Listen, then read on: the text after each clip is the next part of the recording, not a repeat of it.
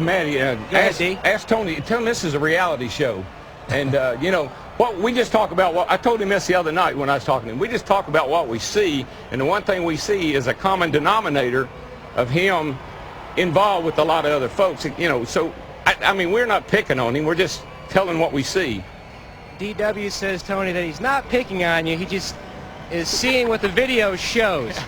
Yeah, I know. Daryl's memory kind of gets a little screwed up sometimes. I guess he forgets that with all the rule changes he wants NASCAR to make, he forgets that if they changed the rules and took the champions provisional away, he wouldn't have been able to race the last 2 years. So I know Daryl's doing what he has to do at his job, but I think there's a lot of times what you see on the screen isn't the whole total story, and I think they've done a real good job in the booth of blowing things way out of proportion like they normally do. I guess that's probably what they need for ratings, which I think our sport's doing a pretty good job of ratings without having to butcher up what they see on the screen. How much does this affect your chances of winning the 500? I don't know, rocket scientist. I mean, I'm sitting here with a backup car. What do you think? Ken Willis. Yeah, Robin Pemberton acknowledged that the safety record of the car of tomorrow is part of the reason that they're able to loosen the rules and let you have at it on the track a little bit. I asked Dale Jarrett about that, and he said that maybe the fans have turned off a little bit because NASCAR is too safe now. Do you feel like it's too safe out there? That maybe fans like the danger a little bit. That was his view. Well, I could say that the media center is getting boring in here and it's too safe because you guys got 4 legs on your chairs. So we can start sawing legs off. What do you think about that? You like that idea? Are you paying attention? What do you think?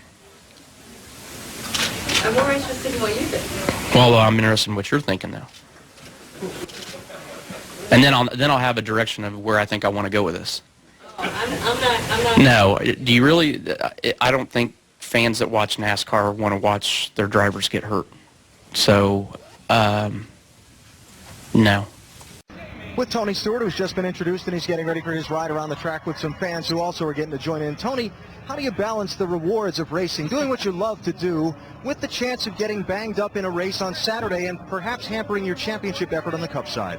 Normally it's not a big deal, but this weekend, this place is absolutely treacherous, so this wasn't a good week to pick by any means.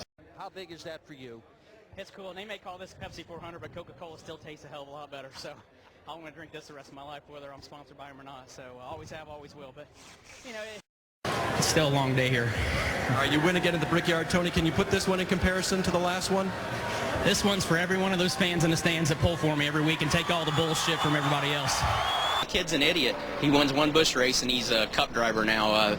He's done stupid stuff all year. You know, he took us out at Talladega twice in a half a lap and kept us from finishing the race, and we're just following him in practice. I mean, I'm on sticker tires, and you know, I'm just going to follow him into one. He was going in on the high side, so it wasn't like he was erratic on where he was going, but he never points down to the inside and just all of a sudden checks up and just destroys the right front of our cars. So I'm just really curious what that idiot's thinking down there. I mean, I don't think he even knows what he's thinking. He doesn't do very many smart things out there. He wrecked Casey at Vegas, and he just is proceeding to be in everybody's way every week. So just kind of curious on why he thought he had to destroy the right front of our car today in practice and happy hour.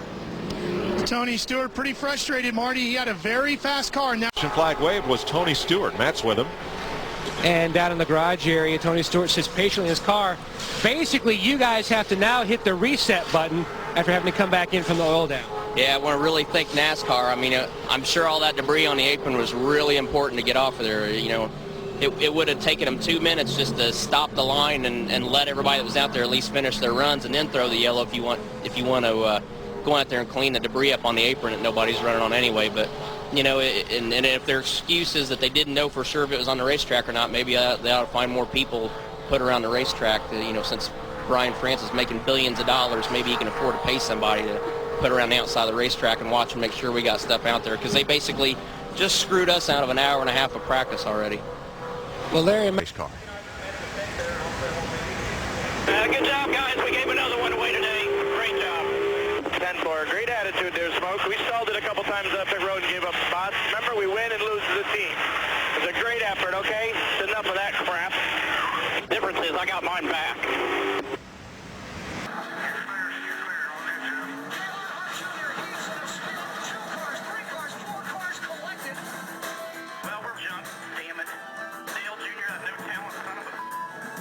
pace and let those guys have to worry about catching us.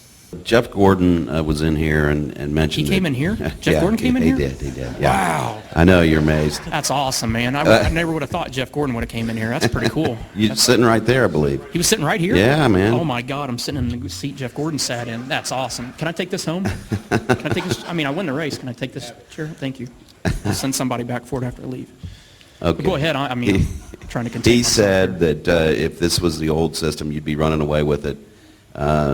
Is that something? Yeah, but it's not the old system. I mean, do you guys why are even we talking about the old system? Well, I didn't even. Don't, in case you didn't know, we haven't used that system for 5 years now.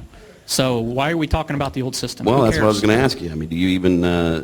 No, you guys are the ones that bring it up. We don't care. We know what the system is. Yeah, Jeff Gordon mentioned it. He was sitting right there. He used that same microphone. You would think I would feel the vibe from it right now and understand that, but I don't even talk about the old system because we don't use it anymore. I mean, it's not even a factor in the